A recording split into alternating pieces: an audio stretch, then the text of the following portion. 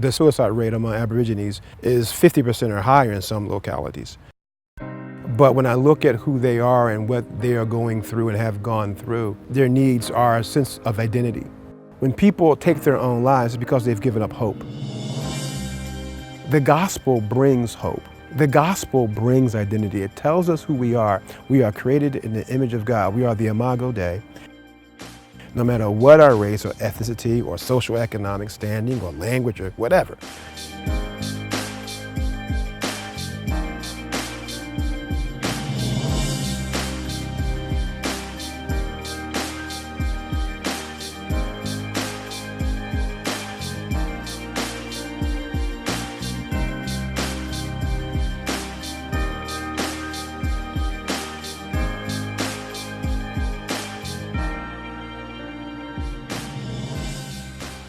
My story is really parallels with most of all the African American story, from being born in poor rural Selma in the South, the deep South, and I was born in the mid-60s. In those early days of being a Christian, I thought, well, this is a solution to all the problems, being a nice evangelical and all that. And of course, I had bought in to the notion that, the indication that God is active somewhere is you have evangelicalism. Well, I didn't see it in my community. I began to think, well, maybe God is a racist or something, because he's not active in the black community. The thing that I think parallels with my story, African American story, to the Aboriginal is just my daddy, when he was telling me about his own life, he said, son, I lost hope. I think the story of being displaced, even though these people are still in their land, their home, and yet they've been displaced from their homes culturally, economically. Their need is truly a God-centered need for identity and for hope. The gospel brings that to them. But there's so many social and cultural and economic considerations that really keep them from thriving because of the history that they have, that I can look at echoed in the hood in a lot of places in America that are almost the exact same issues caused by that sense of displacement.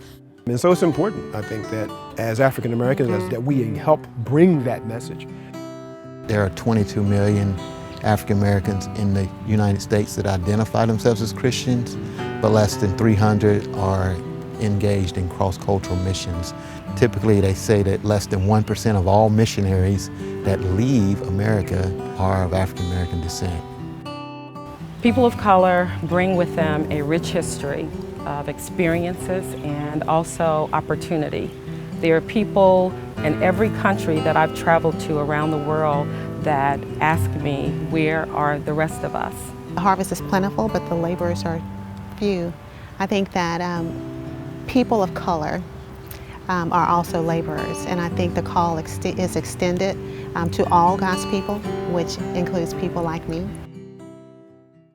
Last year, God placed a few interesting projects in my heart, and one of them was to see if the African American church might be mobilized for Aboriginal missions in Australia.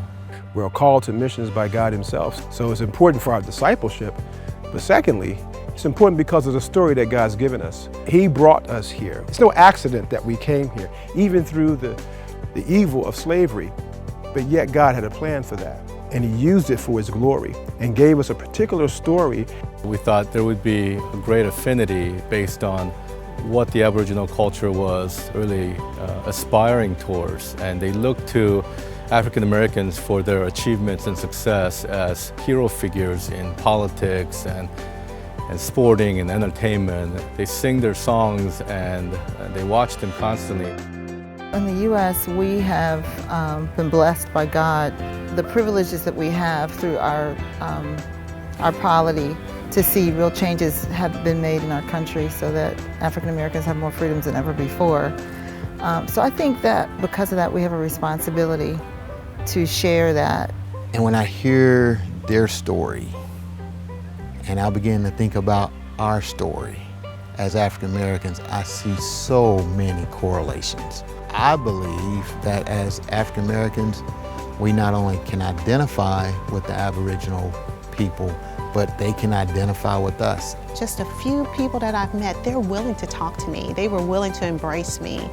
We were sitting and talking with a young lady today, and she looked across the table at my husband and she said, "You look like my father." She identified immediately. That's an opening, a willingness to open her heart. She wanted him to speak. She wanted to hear something. There's this natural connection that we've experienced as African Americans on this team. We've seen this happen without any thought, where the doors have been opened for us to engage. I think that bodes well for us to be effective on the mission field, because a lot of the world can identify with some of the same issues, struggles, and sufferings that we have experienced as a people.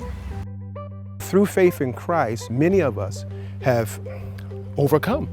Many of us have grown. And those of us who went through that struggle in faith and trust in Jesus, it's made us stronger people and given us a story to tell that resonates with many people around the world right now who are suffering. I just know God has something for me as a Alton Hardy and as a church planter coming here to Australia among the Aboriginal people. Inspire, encourage, to motivate, to share the gospel so that they too can see and know who they are in Christ. I believe with all my heart that we did not suffer for no reason. And I feel like the African American church is kind of a sleeping giant, just needing to be awakened. We too are invited to be ambassadors for Christ, to take the gospel to the world. I think as a child of God, He gives us the desire. So He'll plant that seed within us, and then He'll give us a desire to go, and then we will go. And I know that my message, the message of Christ in me as an image bearer, can go anywhere. We can be examples to others to encourage them in their struggle.